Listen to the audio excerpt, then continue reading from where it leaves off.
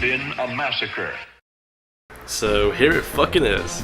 This is my AMD Phenom II X4 940 AM2 Plus system with 2 gigs of RAM, an ATI X800 and a CMI 8738 sound card.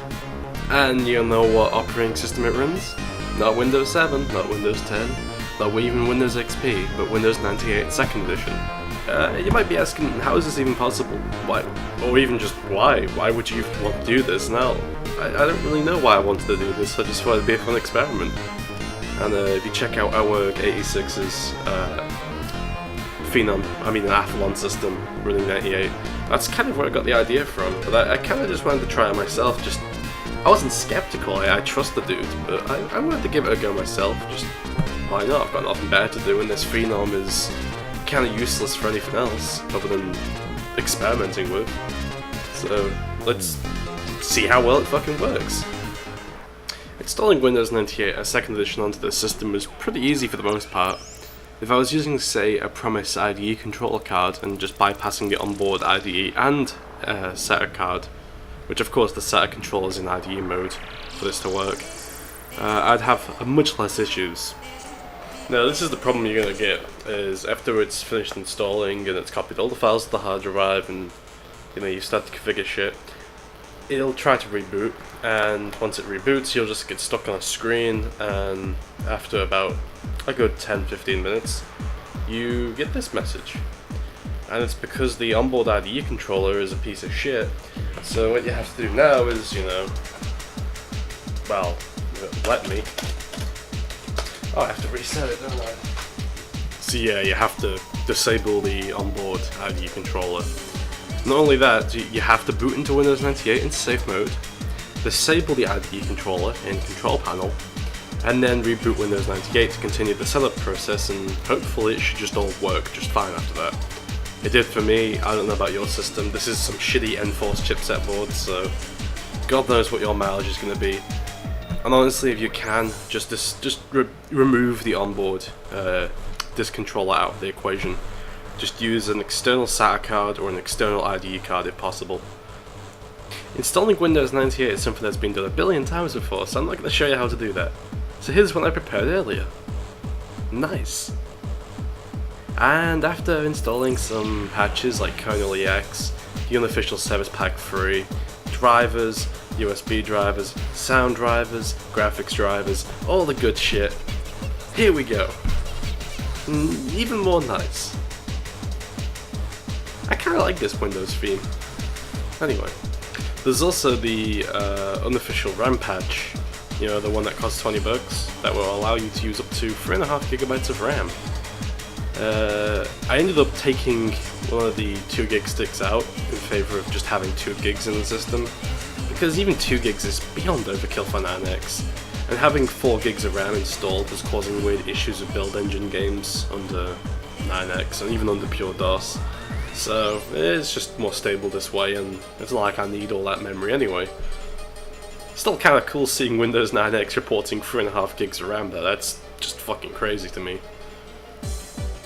And at this point you might just be questioning, well, cool, you have Windows 98 on there, you have all these drivers installed, you have DirectX 9 installed, what can you really do with it? Well, you could do anything any other Windows 98 system can. Not very well. Sure, the sound card's a piece of shit, and the graphics card has a lot of issues, but it works, and when it does work, it's super fucking fast. I have never seen a system running Windows 98, perform so well before. His Half-Life 2 and Portal running together. Both Source Engine games, both running in DirectX 9 mode, and both flying. They're performing really fucking well. You can't get that sort of performance out of an Athlon XP or a Phenom 4 or a fucking anything really that can natively run this operating system, which is, I guess, kind of cool to see. Unreal Engine 1 and 2 will run just fine. Anything that's based on those games will work perfectly on the Windows 98. It's a shame I can't get Unreal Tournament 3 running on 98, because if I could, then that would be pretty neat to demonstrate the power of this system, because UT 2004, as you can see from that stat FPS counter, it's just flying. and UT99 just runs tremendously well too. So, you know, it's a great 9X gaming system if you just want to play Windows specific games. You know, you can run all these games under XP just fine, but there's something nice, or something neat about running them under Windows 98 on such a powerful system. It was never intended to be done, and you know, it's amazing that it all works. I mean, it shouldn't be too fucking amazing to me, but it just is. There's just something cool and novel about it. I can't really place my finger on why. Now on to the fun stuff. Windows 98 has the ability to run DOS games in a DOS box. Not a DOS box like the program, which, yes, the system does run DOS box, but a DOS box. Usually on most sound cards, especially later ones, sound effects will be completely broken, and you can usually route the music through the general MIDI. Yeah, that's not right. So you'll just be using the Microsoft Soft Synth, whatever the hell, garbage. Which, I mean, it works. But as you can quite clearly see here, it's kind of fucked. The video is completely broken. I think it's something to do with VESA compatibility being broken on this card. Who knows? So the CMI8738 has a bit of a trick here, and then that it's a PCI sound card with DOS drivers. Not too dissimilar to the Ensoniq Audio PCI, sometimes branded as the Creative Sound Blaster 128, and that's because Creative bought out Ensoniq. Pretty much just for the Audio PCI it seems, and some of the patents they had. And it works as a sound card. I think the Audio PCI would actually work better in this scenario, as it actually has working sound effects on most games, unlike the 8738. Though, that could just be in this system. For example, the Audio PCI works really well in this little Duron system I have, but works absolutely awfully in an Athlon XP 2600 Plus at a Pentium D. It's absolutely awful in those systems. So, your mileage may vary. Trying to enable sound effects in any build engine game, or any game to be, in fact, will just give you ear rape. It just screams at you. So, I don't recommend doing that. So let's see if Blood can work on the pure DOS. That works pretty well. It's pretty funky. Oh, fuck! Ah, shit! That was loud. That was really fucking loud. Jesus Christ. The music works though. It doesn't sound too good, but it works, so that's something, I guess. And the music you're listening to in the background right now is OPL3 music from a demo called Cuckoo 2, which was a BBS demo intro type thing. It's some really nice OPL3 music. Sadly, it doesn't actually work, the demo. Visually, nothing appears on screen, so I can't show you it. Once again, it's because of VESA compatibility being broken with the X800 and some other things, so yeah, fuck ATI. So the little states I have to run DOS benchmarks on here, so here we go.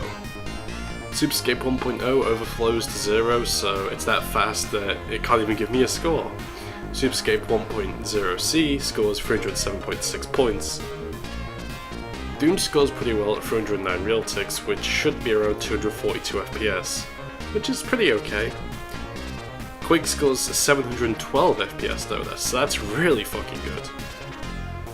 Speed assist benches the processor way off the chart. That's to be expected, but the hard drive is surprisingly slow apparently. It doesn't matter, but it shouldn't be reporting it that slow. Landmark speed test 12. Oh wow, my Phenom II X4 performs like 180 MHz AT with a 240 MHz 287. Oh man, that's fucking radical. Hell yeah. PC Player Bench scores pretty decently, but it doesn't really matter because it's completely broken. It's flickering all over the place. Just look at that tank spazzing out, for example. Everything's flickering, everything's breaking. It's garbage, to be honest. So yeah, it benchmarks pretty decently. And if we don't bother with the sound effects, we can play DOS games just fine. For example, here's Doom, with that sweet, sweet OPL3 music.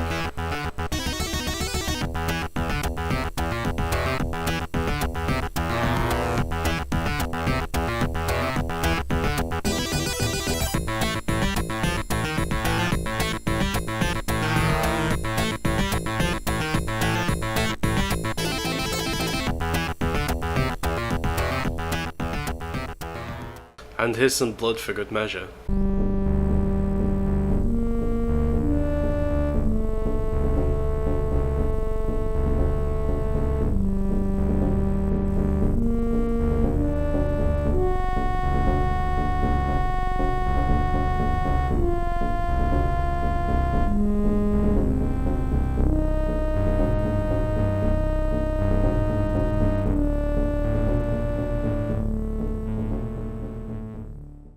Back on the Windows side of things, 3D Mark 2000 scores 31,691 points, which is very good, and 3D Mark 2001 equally scores a very good score of 23,319 points. Both great scores, honestly, for a system like this. So yeah, that's my AMD Phenom that runs Windows 98. I don't really know what else to show or talk about without repeating myself, which I've probably done many times. This video was a bitch to edit, I can tell you that much, because my capture card kept causing BSODs about every 10 minutes or so. Every time there was a resolution change, boom, BSOD. And on top of the BSODs, my computer's just kinda slow, and I'm not used to editing this many clips together. You know, Studio Vegas gets very messy when you start editing, 10, 15 videos, video clips and audio clips, and, it's a complete clusterfuck. But, I'm starting to learn, and, it's a learning process. Eventually these videos will get pretty decent. Hopefully, you'd think, if I keep putting effort into them, but, that's that, and that's my AMD Phenom, and that's about all I have to say on this issue. So, I'm gonna go get some sleep before I fucking melt, because my brain is killing me and this room's a billion degrees. It's like fucking November the 13th and then my room is a billion degrees. There's this fucking Phenom fucking cooking this room up, man. It's hot as hell, and it's a space heater. I think Pentium 4's space heaters? No, just get a Phenom.